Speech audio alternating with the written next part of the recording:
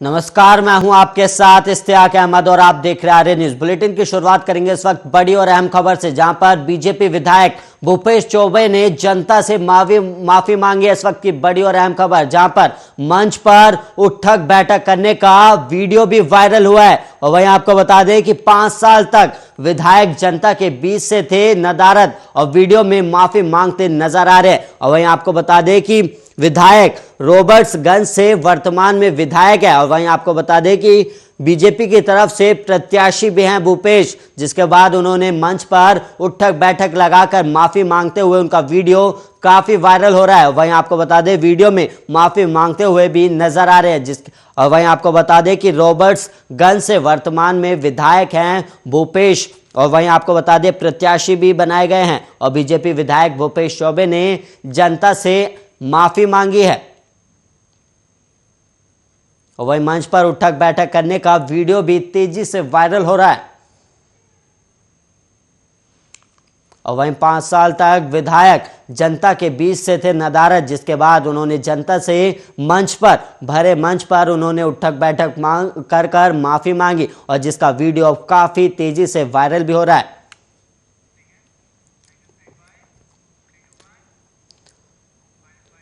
और वहीं यूपी में चुनाव के बीच इस वक्त एक बड़ी खबर सामने आ रही है, जहां पर उन्नाव में आदर्श आचार संहिता का उल्लंघन देखने को मिला है। और बूथ के बाहर ही बीजेपी का झंडा लगाकर प्रचार प्रसार किया गया है। मजिस्ट्रेट अरशद ने छापेमारी कर फटकार भी लगाई है। इस वक्त की बड़ी और अहम खबर, जहां पर आचार संहिता का उल्लंघन किया गया है, जहां पर पोलिंग बूथ के बाहर ही झंडा लगाकर प्रचार प्रसार किया गया और मजिस्ट्रेट अरशद ने छापेमारी कर फटकार भी लगाई है। और वहीं आपको बता दें कि मजिस्ट्रेट का फटकार लगाने का वीडियो भी वायरल हो रहा है। इसके अलावा आपको बता दें कि सदर के तहसील पोलिंग बूथ के बाहर का यह मामला है, जहां पर मजिस्ट्रेट ने फटकार लगाई, जिसका वीडियो भी वायरल हो रहा है। और ये उन्नाव में आदर्श आचार संहिता का उल्लंघन देखने को मिला है, जहां पर पोलिंग बूथ के बाहर ही झंडा लगाकर प्रचार प्रसार देखने को मिला और बूथ के बाहर बीजेपी का झंडा लगाकर प्रचार प्रसार किया गया।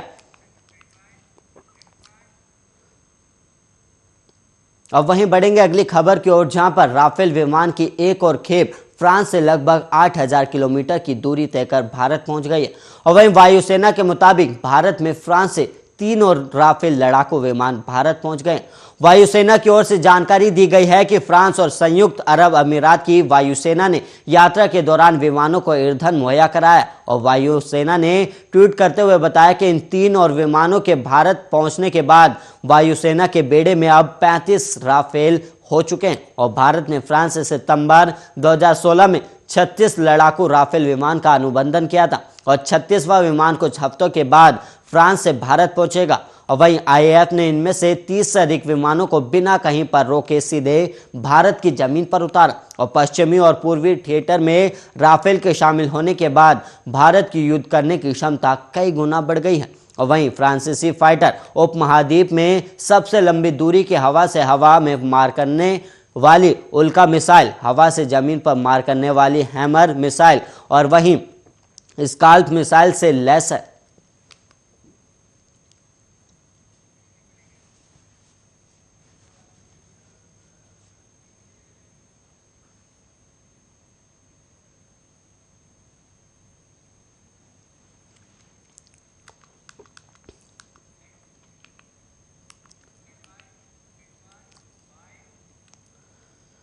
यूपी में विधानसभा चुनाव के चौथे चरण के लिए मतदान जारी है। और इस बीच प्रदेश के मुख्यमंत्री योगी आदित्यनाथ 5वें चरण के लिए लगातार प्रचार कर रहे हैं। और इस बीच आज सीएम योगी ने अमेठी में एक जनसभा को संबोधित किया और अमेठी के तिलोई विधानसभा क्षेत्र में जनसभा के दौरान सीएम ने कहा कि अगर बीजेपी सरकार बनाती है तो वो उन किसानों को हर महीने 900 से 1000 रुपए देगी, जो आवारा पशुओं को गोद लेंगे और उनकी देखभाल करेंगे।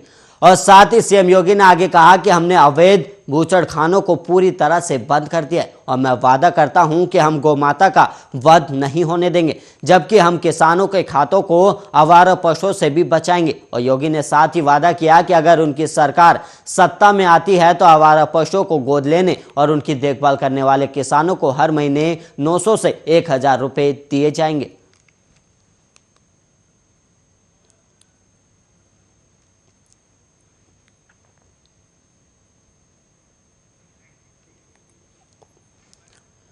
पश्चिम बंगाल में 27 फरवरी को 108 नगर पालिकाओं में चुनाव के मद्देनजर बीरभूम में लगातार हिंसक वारदात हो रही है। और वहीं मंगलवार को एक बिजनेसमैन की गोली मारकर हत्या की घटना और अब बम फटने से एक बच्चे की घायल होने की घटना के बाद फिर से एक हादसा सामने आया जिसने लोगों को दहलाकर रख दिया। और अब खेलने के समय गेंद समझकर बम उठाने के बाद बम फटने से 4 बच्चियां गंभीर रूप से घायल हो गई और उनमें से एक को मौके पर ही मृत घोषित कर दिया गया है। और वहीं आपको बता दें कि मंगलवार की सुबह एक किशोर की कलाई बम से उड़ गई थी और जब वो कागजात इकट्ठा कर रहा था फिर दोपहर में फिर बम धमाके की खबर आई।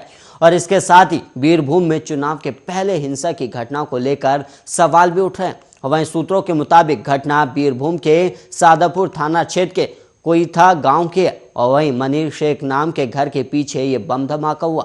और दोपहर में मोहल्ले के कुछ बच्चे मनीर के घर के पीछे खाली मैदान में खेल रहे थे और उस समय उन्होंने गेंद समझकर बम को छुआ और वो अचानक फट गया।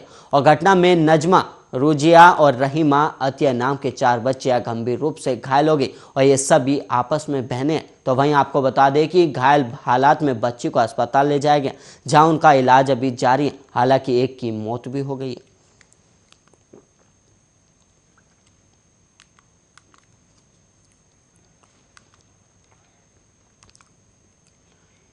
बिहार में शराबबंदी को प्रभावी बनाने के लिए सरकार एक्शन में है और शराब पीने वाले, शराब तस्करी करने और शराब बनाने वालों को पकड़ने के लिए पुलिस पूरी कोशिश कर रही है। और वहीं शराब तस्करों को पकड़ने के लिए बिहार में खोजी कुत्ते ट्रेंड करवाकर मंगवाए गए हैं और सरकार ड्रोन उड़ाकर शराब के ठिकाने तलाश कर रही है। और अब शराब के अड्डों को तलाशने के लिए हेलीकॉप्टर की भी सहायता ली जा रही है। और गंगा की धारा के किनारे दियारा क्षेत्र में शराब कारोबारियों के ठिकानों को पता करने के लिए अब हेलीकॉप्टर की मदद भी ली जा रही है। और बक्सर से लेकर कटिहार तक गंगा की धारा के किनारे हेलीकॉप्टर से शराब तस्करों पर नजर रखी जा रही है। और वहीं आपको बता दें कि अधिकारियों ने हेलीकॉप्टर से गंगा नदी के किनारे और दियारा इलाकों में कम ऊंचाई पर हेलीकॉप्टर उड़ाकर शराब के ठिकाने तलाशे। और वहीं उत्पाद विभाग के अधिकारियों ने पटना से लेकर सारण और वैशाली जिले में गंगा नदी के दियारा क्षेत्र में हेलीकॉप्टर से शराब के अवैध भट्टियों को तलाशा। और वहीं बताया जा रहा है कि अब नियमित तौर पर हेलीकॉप्टर उड़ाकर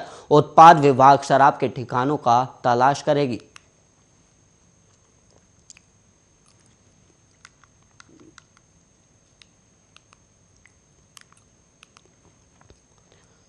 राजस्थान विधानसभा की 15वीं विधानसभा के बजट सत्र में आज मुख्यमंत्री अशोक गहलोत ने इस कार्यकाल का चौथा बजट पेश किया है और उन्होंने ये बजट 23 फरवरी 2022 को बजट सत्र का भाषण ठीक 11 बजे शुरू किया। और उन्होंने अपने इस लोक लुभावन बजट के जरिए सभी वर्गों को साधने की कोशिश की। और वहीं ऐसा पहली बार हो रहा है जब राजस्थान विधानसभा में आज कृषि बजट भी अलग से पेश किया गया। और वहीं विशेषज्ञ इस बजट को साल 2023 में होने वाले विधानसभा चुनाव की तैयारियों के तौर पर भी देख रहे हैं। और वहीं प्रदेश सरकार के इस कार्यकाल के चौथे बजट में सरकार ने किसानों, बेरोजगारों, युवाओं, महिलाओं और सहित सभी वर्गों के लिए योजनाओं की घोषणा की है। और इस दौरान सीएम ने राज्य के 800 सेकेंडरी स्कूलों को सीनियर सेकेंडरी में प्रमोट करने की घोषणा भी की।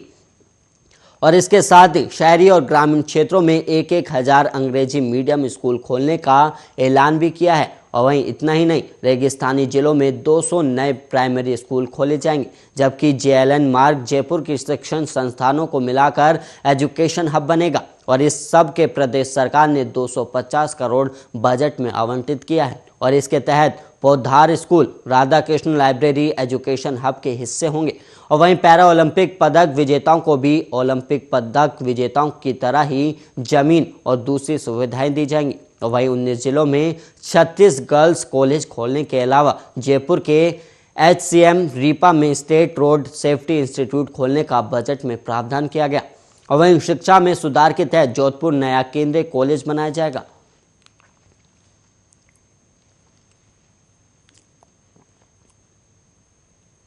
यूपी विधानसभा चुनाव के चौथे चरण में आज 9 जिलों की 59 विधानसभा सीटों के लिए वोटिंग हो रही है। और जिन जिलों में आज मतदान हो रहा है उनमें राजधानी लखनऊ भी शामिल है। और वहीं आपको बता दें कि 59 विधानसभा सीटों से कुल 624 उम्मीदवार चुनावी मैदान में। और वहीं पोलिंग बूथ पर सुरक्षा के भी तगड़े इंतजाम किए गए थे। और यूपी में चौथे चरण का चुनाव अभी बाकी है। और वहीं आपको बता दें कि थोड़ी देर में ही चुनाव खत्म भी हो जाएगा। और वहीं बहुजन समाजवादी पार्टी की सुप्रीमो मायावती ने सुबह सुबह ही लखनऊ में वोट डाला था। और वहीं दरअसल बीएसपी सुप्रीमो मायावती ने माल एवेन्यू में पोलिंग बूथ पर मतदान किया, जहां children's palace municipal nursery school में मतदान केंद्र में जाकर मायावती ने ये अपना मतदान किया। और इस दौरान बीएसपी महासचिव सतीश चंद्र मिश्रा भी साथ में मौजूद रहे।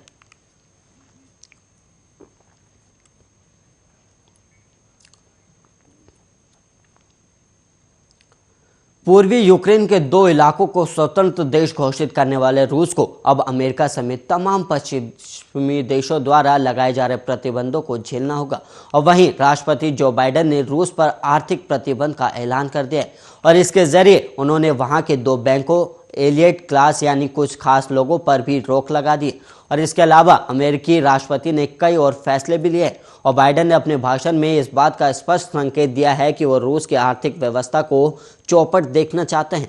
और अमेरिका ने ब्लाटिस्क, एस्टोनिया, लताविया और लुथानिया में नाटो सहयोगियों के लिए अमेरिकी बलों के अतिरिक्त तैनाती को मंजूरी भी दी है। और अमेरिकी राष्ट्रपति बाइडेन ने यह भी कहा कि अमेरिका किसी भी परिस्थिति के लिए ऊर्जा आपूर्ति की बारीकी से निगरानी कर रहा है। और राष्ट्रपति जो बाइडेन ने आगे कहा कि ये यूक्रेन में रूसी हमले की शुरुआत है। और उन्होंने आगे कहा कि पुतिन को यह अधिकार किसने दे दिया कि वो अपने पड़ोसियों के इलाके को नया और अलग देश घोषित कर दे। और साथ ही बाइडेन ने कहा कि वार्ता के जरिए यूक्रेन और रूस संकट मामले का हल निकालने की कोशिश रहेगी और यूक्रेन को हथियार और अन्य सैन्य सामग्री की सप्लाई भी जारी रहेगी।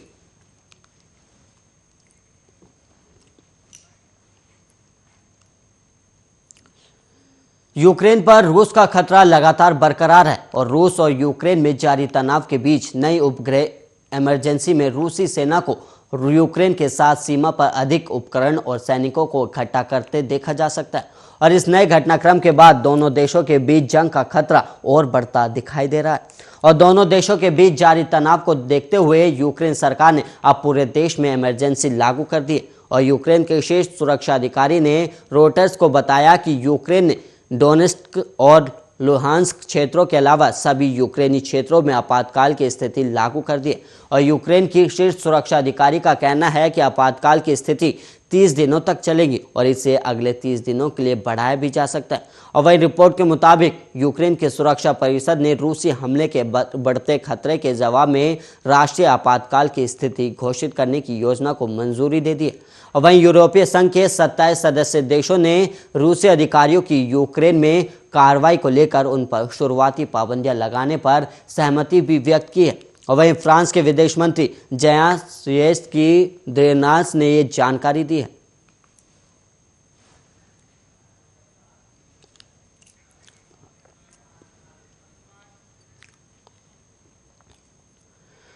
रूस और यूक्रेन के बीच तनाव अब बढ़ता ही जा रहा है। एक तरफ जहां मंगलवार को रूस ने यूक्रेन के 2 प्रांतों को अलग देश की मान्यता दे दी, तो वहीं बुधवार को अमेरिका और कई दूसरे देशों ने रूस पर कई तरह के प्रतिबंध भी लगा दिए। और इस बीच अब बुधवार को यूक्रेन सरकार ने अपने नागरिकों से तुरंत रूस छोड़ने का आग्रह किया है। और इस खबर ने तनाव को और भी बढ़ा दिया और इस अपील के कई अर्थ भी निकाले जा रहे हैं।